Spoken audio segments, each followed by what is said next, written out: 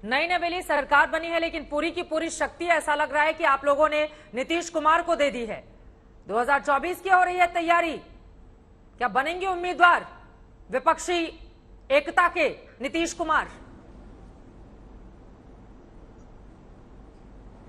चित्रा जी, बिहार के अतीत इस बात के गवाह है कि देश की बौराई सत्ता को अंकुश लगाने में महती भूमिका अदा की है। लोकनायक जयप्रकाश नारायण की संपूर्ण क्रांति हो या लालू प्रसाद जी की सामाजिक क्रांति, दोनों की प्रणति देश के परिवर्तन में एक बहुत बड़ा वाहक का काम किया है। सप्त क्रांति को लोग नहीं भूलते हैं, डॉक्टर राम मनोहर लोहिया कि सप्त क्रांति बिहार से ही शुरू हुई थी और देश टकटकी निगाह से बिहार को देख रहा था।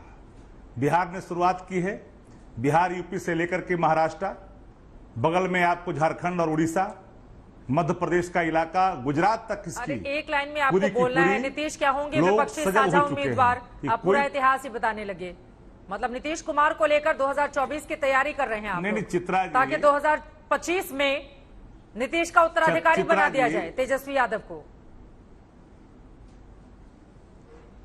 चित्रा जी, हम एक ही बात कहेंगे कि नीतीश कुमार जी में कौन से ऐसी काबिलियत नहीं है जिसको आप कह सकते हैं कि प्रधानमंत्री की योग्यता नहीं रखते। सबसे अनुभवी मुख्यमंत्री हैं, देश की सेवा की है, देश में सरकार में मंत्री के रूप में अच्छे काम किए हैं, बेदाग छवि है, इनके अंदर विजन है डेवलपमेंट का, राहुल गांधी का इनके क्या अंदर होगा? कुछ करने की जो सकारात्मक सोच है। आज सवाल आपने, हमने तो ये नहीं कहा सवाल राहुल गांधी जी में एबिलिटी है, ये कहां कोई कह रहा है कि नहीं है, लेकिन आपने सवाल क्या कि मुख्यमंत्री नीतीश जी के अंदर वो सारी, और मैं तो कहता हूं comparison between honourable prime minister of India और बिहार के मुख्यमंत्री जी को एक मंच पे कर दीजिए, टेलीफोनटर हटवा दीजिए, तो सारा सच खुल के सामने आएगा कि एबिलिटी किसके अंदर। अरे उतनी लोकप्रियता कहां से लेकर आएंगे शक्ति यादव जी? लोकप्रियता कहां से लेकर आएंगे? 303 सीटों वाली पार्टी है भारतीय जनता पार्टी और नरेंद्र मोदी के चेहरे की बदौलत इतनी बड़ी सीटें उसने जीती हैं। बिहार में भी नरेंद्र मोदी का जादू चला था, बीजेपी दावा कर रही है 2020 में। उतनी बड़ी लोकप्रियता कहां से लेकर आएंगे किस चेहरे में आप? चित्रा जी अतीत का जब अवलोकन करेंगे तो 4 सीट पर थी भाजपा, सफर तय की है। लेकिन जनता के विश्वास पे खड़ा नहीं है। देश के अंदर में कॉन्स्टिट्यूशनल क्राइसिस है, माहौल बिल्कुल कहीं न कहीं देश के अंदर में एक भय का वातावरण है। ये जनता का विश्वास टूट चुका है इस यही भय तो जंगल राज को लेकर वो याद दिला रही है कि जब से आप लोग एंट्री किए हैं उसके बाद से कितनी हत्याएं बढ़ गई हैं। मैं उस मुद्दे पर आऊंगी, लेकिन रामेश्वर चौरसिया जी सीधे एक बार उनकी टिप्पणी ले लेती हूँ, फिर मैं लौटती हूँ आपके पास। रामेश्वर चौरसिया जी, नीतीश कुमार की ओर से कहा जा रहा है कि बड़े सारे फोन आ रहे हैं मुझे और 2024 के लिए विपक्ष को एकजुट करूंगा, इसी मिशन में लग गए हैं नीतीश कुमार। बड़ी मुश्किल होगी रामेश्वर चौरसिया जी आप लोगों के लिए फिर तो। चलिए अच्छा है, तो अगर फोन आ रहे हैं तो शक्ति यादव जी को खुश होना चाहिए था। ये तो साफ साफ बोल भी नहीं रहे हैं। और आपने राहुल गांधी का नाम लिया तो अब कांग्रेस वाले से पूछ लीजिएगा कि क्या होगा। देखिए यथार्थ तो ये है कि जो व्यक्ति अपने प्रदेश में कभी अकेला लड़ करके 2-4 सीटों से ऊपर नहीं आया, इवन विधानसभा अकेले लड़े थे 95 में तो वो 4 सीट पर थे। चलिए अतीत में मैं नहीं जाता हूं।